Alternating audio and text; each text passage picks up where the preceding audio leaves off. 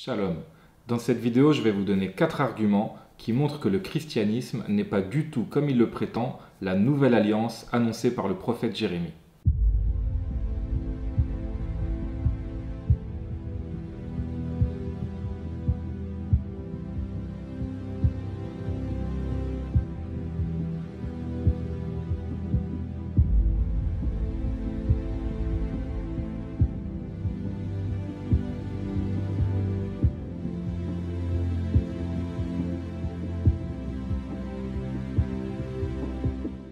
Le chapitre 31 du prophète Jérémie est fondamental pour les chrétiens. C'est sur ce passage qu'ils s'appuient pour venir coller leurs écritures à la Torah, au Tanakh. Jérémie nous annonce que Dieu va conclure une nouvelle alliance. Voici, des jours vont venir, dit Hachem, où je conclurai avec la maison d'Israël et la maison de Yehuda une alliance nouvelle, qui ne sera pas comme l'alliance que j'ai conclue avec leur père le jour où je les ai pris par la main pour les tirer du pays d'Égypte, alliance qu'ils ont rompue, eux, alors que j'étais leur mari, dit Hachem. Mais voici quelle alliance je conclurai avec la maison d'Israël au terme de cette époque, dit Hachem. Je ferai pénétrer ma Torah en eux, c'est dans le cœur que je l'inscrirai. Je serai leur Dieu et ils seront mon peuple.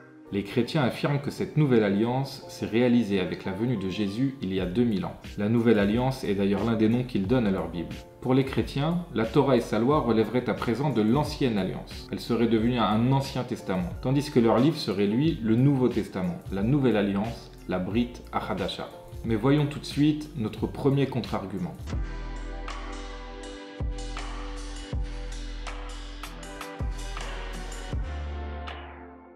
Lorsqu'on lit le chapitre 31 de Jérémie, une première remarque saute aux yeux. Si vous lisez les versets 3, 7, 9, 20, 26 ou le verset 30 qui vient introduire la nouvelle alliance, vous verrez que cette alliance est conclue entre Dieu et le peuple hébreu. Voici, des jours vont venir, dit Hachem, où je conclurai avec la maison d'Israël et la maison de Yehuda une alliance nouvelle.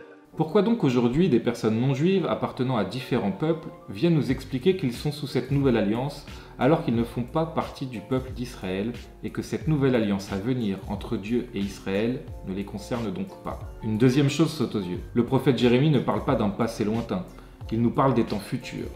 Il nous parle de l'ère messianique. Ces temps ne sont pas encore accomplis à l'heure où nous parlons. À plus forte raison, ils ne se sont pas réalisés il y a 2000 ans. Mais voyons de plus près les versets qui nous décrivent en détail l'époque où cette nouvelle alliance sera conclue. Je te rétablirai encore, et tu seras rétabli, Vierge d'Israël. Et tu auras encore tes tambourins pour parure, et tu sortiras au milieu des danses joyeuses. À l'époque de Jésus, Israël n'était pas encore vierge de toute faute. Et sous l'occupation romaine, les rues étaient loin d'être remplies de danses et de tambourins. Voici, je les ramène du pays du septentrion, je les rassemble des extrémités de la terre. C'est une grande multitude qui revient ici. Ils reviendront du pays de l'ennemi, tes enfants reviendront dans leur territoire. À l'époque de Jésus, c'est tout le contraire qui s'est produit. Son époque, dominée par la puissance romaine, marque le début non pas du retour, mais celui du plus long exil du peuple juif, l'exil d'Édom. Nations, écoutez la parole de l'Éternel, et publiez-la dans les îles lointaines. Dites, celui qui a dispersé Israël le rassemblera, et il le gardera comme le berger garde son troupeau. Car l'Éternel rachète Yaakov, il le délivre de la main d'un plus fort que lui. Malheureusement, durant l'histoire, c'est encore une fois tout le contraire qui a été proclamé par les nations. Les Juifs sont maudits, ils sont condamnés à errer, la synagogue est aveugle, Dieu les a abandonnés. Voilà leur proclamation. Le verset continue. Ils viendront et pousseront des cris de joie sur les hauteurs de Sion, ils ne seront plus dans la souffrance. Les jeunes filles se joindront à la danse, les jeunes et les vieillards se réjouiront aussi. Je changerai leur deuil en allégresse, je les consolerai, je leur donnerai de la joie après leur chagrin, et mon peuple se rassasiera de mes biens, dit Hachem. Tout cela ne correspond absolument pas à ce qu'il s'est passé il y a 2000 ans. Ce sont les temps futurs qui nous sont décrits ici par le prophète Jérémie. Enfin, un dernier point concernant notre contexte. Regardez le verset qui vient introduire notre fameuse nouvelle alliance. En ces jours-là, on ne dira plus « Les pères ont mangé des raisins verts et les dents des enfants ont été agacées. Mais chacun mourra pour sa propre iniquité. Tout homme qui mangera des raisins verts, ses dents en seront agacées. » Ce verset nous dit qu'au temps messianique, lorsque cette nouvelle alliance sera conclue, un homme ne portera plus la faute d'un autre homme. Ce verset est à mettre en parallèle avec le passage de Matthieu. Car ceci est mon sang, le sang de la nouvelle alliance qui est versé pour plusieurs en rémission des péchés. Non seulement Jérémie ne nous parle nullement de sang versé dans le cadre de la Nouvelle Alliance, c'est ici une pure invention chrétienne qui ne figure absolument nulle part dans le Tanakh, mais surtout, Jérémie nous précise que personne ne prend plus le péché d'un autre homme. C'est un critère précis de la Nouvelle Alliance. C'est même le verset qui l'introduit. Or, l'un des fondements du christianisme prône précisément le fait qu'un homme soit mort pour porter le péché d'autres hommes. C'est là une fois encore l'exact opposé de la parole des prophètes. Retour des exilés, joie, danse, allégresse, fin de la souffrance, voilà le contexte précis de la nouvelle alliance. Prétendre que ces temps sont déjà arrivés, c'est faire preuve de mauvaise foi ou d'une méconnaissance totale de l'histoire et de la parole de l'Éternel. Faire croire que nous serions déjà depuis des millénaires sous la nouvelle alliance est grave. Mais il y a encore plus grave. Le passage où Jérémie annonce la nouvelle alliance est repris mot pour mot par les Écritures chrétiennes, au chapitre 8 d'Épître aux Hébreux. Repris mot pour mot, pas tout à fait.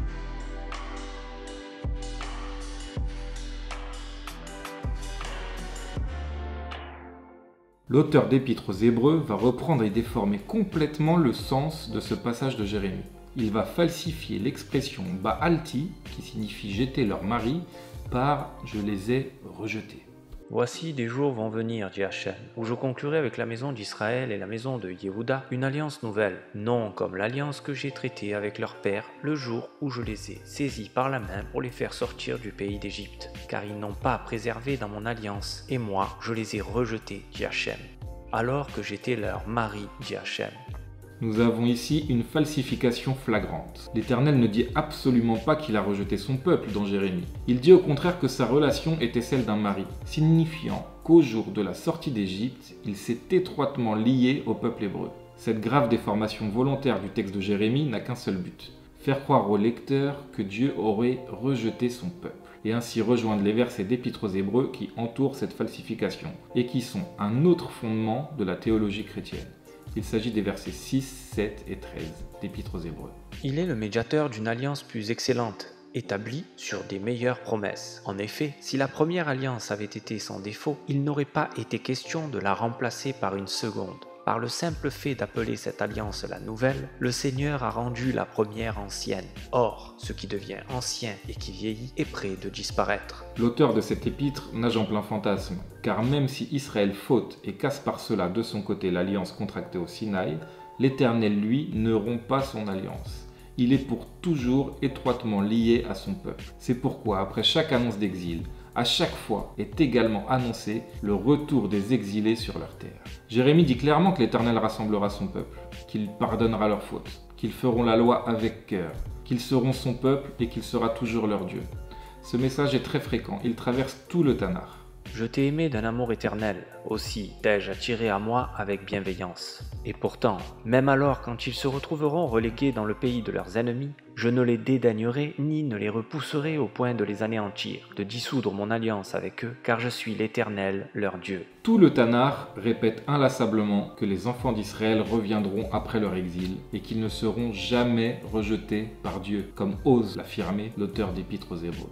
Si ces lois cessaient d'être immuables devant moi, dit Hachem, alors seulement la postérité d'Israël pourrait cesser de former une nation devant moi dans toute la durée des temps. Je conclurai avec eux une alliance éternelle, leur promettant de ne pas les abandonner et de les combler de bienfaits. Je disposerai leur cœur à me vénérer et à ne pas s'écarter de moi. Je prendrai plaisir à les rendre heureux et je les implanterai solidement dans ce pays, de tout mon cœur et de toute mon âme. Oui, voici ce que dit Hachem. Aussi bien que j'ai suscité à ce peuple toute cette grande calamité, je lui susciterai tout le bonheur que je lui annonce. Tous ces versets nous montrent que l'Éternel promet que l'alliance entre lui et Israël est éternelle et qu'ils ne seront jamais abandonnés. Nous pourrions encore apporter des dizaines et des dizaines d'autres versets allant dans le même sens, tant cette notion est omniprésente dans le Tanakh.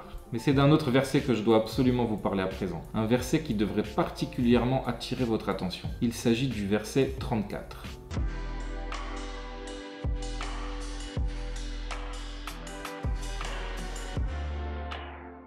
Ils n'auront plus besoin ni les uns ni les autres de s'instruire mutuellement en disant « Reconnaissez l'Éternel, car tous ils me connaîtront, du plus petit au plus grand, dit Hachem, quand j'aurai pardonné leurs fautes et effacé jusqu'au souvenir de leurs péchés. » Si la nouvelle alliance de Jérémie 31 est arrivée il y a 2000 ans avec Jésus et les évangiles, alors fermez vos missions. Cessez immédiatement de vouloir évangéliser le peuple juif et la planète. Vous n'avez pas besoin de présenter Dieu à qui que ce soit, puisque ce verset nous dit explicitement que nous n'instruirons plus notre prochain. Si votre Bible chrétienne est la nouvelle alliance comme vous le prétendez, pourquoi donc continuez-vous de parcourir le monde pour enseigner Dieu à votre prochain ?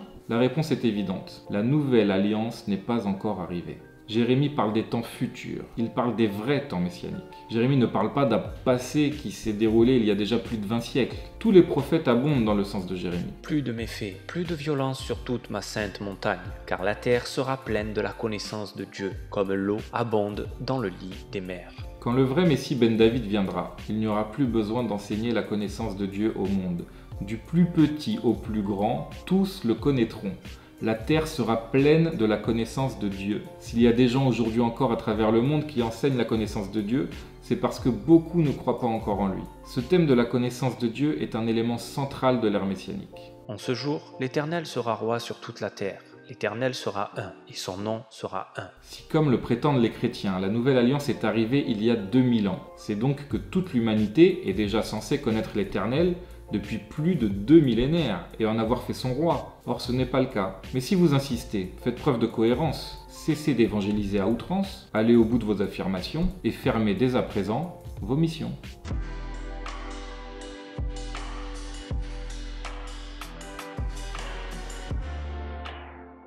Mais voici quelle alliance je conclurai avec la maison d'Israël au terme de cette époque, dit Hachem. Je ferai pénétrer ma Torah en eux, je l'inscrirai dans leur cœur, je serai leur Dieu et ils seront mon peuple. Dans le cœur signifie être fidèle à la Torah, contrairement à ceux qui transgressent la loi et la rejettent, précisément parce qu'ils ne l'ont pas dans le cœur. Ironie du sort, ce sont ceux qui rejettent la pratique de la loi depuis 2000 ans qui prétendent l'avoir dans le cœur, et qui accusent ceux restés fidèles à la pratique de la Torah de ne pas l'avoir dans le cœur. L'expression « dans le cœur » ne vient pas annuler la pratique des commandements, c'est tout le contraire qui est vrai. Dans le cœur signifie que l'on ne pourra plus transgresser la loi, justement car nous la pratiquerons avec cœur. Voilà la nouvelle alliance annoncée par Jérémie. C'est le retour à une pratique sans faille. Contrairement à ce que nous avons connu durant l'histoire où la possibilité de fauter était présente, les temps messianiques sont un temps où le cœur accompagnera nos actes et où la faute ne sera plus de mise. Dans le psaume 14, au verset 8, le roi David nous le dit clairement. « Je prends plaisir à faire ta loi, car elle est en moi. » Nous voyons qu'avoir la Torah en soi conduit à la pratique des commandements et au respect de la loi, de la Torah. La nouvelle alliance, la vraie, ne vient pas rendre caduque la Torah. Elle vient au contraire en renforcer la pratique dans ses moindres détails. Le prophète Ézéchiel nous dit « Et je leur donnerai un seul cœur, et je mettrai parmi vous un esprit nouveau. J'ôterai le cœur de pierre de leur corps, et je leur donnerai un cœur de chair. » Combien de fois les missionnaires ne nous citent-ils pas ce passage? Ce qu'ils citent beaucoup moins, en revanche, ce sont les mots qui suivent, pourtant écrits juste après. Et je leur donnerai un seul cœur, et je mettrai parmi vous un esprit nouveau. J'ôterai le cœur de pierre de leur corps, et je leur donnerai un cœur de chair, afin qu'ils suivent mes lois, qu'ils observent mes prescriptions et les accomplissent. Et ils seront pour moi un peuple, et je serai pour eux un Dieu. Nous voyons que ce nouveau cœur n'a d'autre but que de nous amener à la stricte observance et pratique de la loi. Avoir dans le cœur signifie pratiquer la loi. Mon serviteur David régnera sur eux. Il n'y aura qu'un pasteur pour eux tous. Ils suivront mes lois, ils garderont mes statuts, et ils s'y conformeront. Une fois encore, nous voyons ici combien la pratique de la loi est indissociable de l'ère messianique. La parole des prophètes était d'ailleurs déjà annoncée dans la Torah. Nous lisons également dans Deutéronome, chapitre 30, versets 6 à 9, une annonce de ces temps messianiques. Et l'Éternel ton Dieu circoncira ton cœur et celui de ta postérité, pour que tu aimes l'Éternel ton Dieu de tout ton cœur et de toute ton âme, et que tu vives. Et l'Éternel ton Dieu fera peser toutes ces malédictions-là sur tes ennemis, sur ceux dont la haine t'aura persécuté, tandis que toi, revenu au bien, tu seras docile à la voix d'Hachem, accomplissant tous ces commandements que je te prescris aujourd'hui. Et Hachem ton Dieu te prodiguera des biens, car il se plaira de nouveau, Hachem, à te faire du bien, car il s'y est plu pour tes ancêtres. Pourvu que tu écoutes la voix d'Hachem en gardant ses préceptes et ses lois écrits dans ce livre de la Torah, et que tu reviennes à Hachem ton Dieu de tout ton cœur et de toute ton âme. Et toutes ces malédictions se réaliseront sur toi, pour n'avoir pas, au milieu de l'abondance de toutes choses, servi Hachem ton Dieu avec joie et de bon cœur. Nous voyons là encore sans équivoque que le cœur amène à la pratique de la loi. Nous avons maintenant compris que la nouvelle alliance ne signifie absolument pas nouveau livre ou nouvelle Bible qui viendrait remplacer la Torah et éloigner l'homme de la pratique des commandements. Au contraire, nous avons vu que la nouvelle alliance est un renforcement sans faille de la pratique des lois de la Torah. Si on essaie de vous faire croire le contraire, soit la personne se trompe, soit elle vous ment. Alors s'il vous plaît, allez à la source, ne vous faites plus avoir, vérifiez par vous-même la parole de l'Éternel, lisez le Tanakh.